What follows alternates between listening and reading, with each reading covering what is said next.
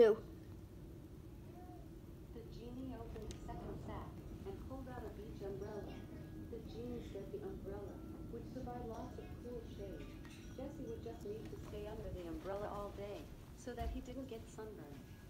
Do you think this sack contains the best solution? No. Okay, you're stuck with that 1 minute. Here's what's inside. The genie opened the sack and pulled out a bottle of aloe vera lotion.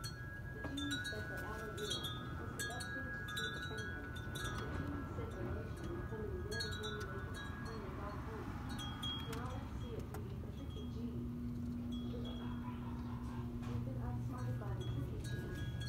The best solution was in sack number 3. Sack number 1.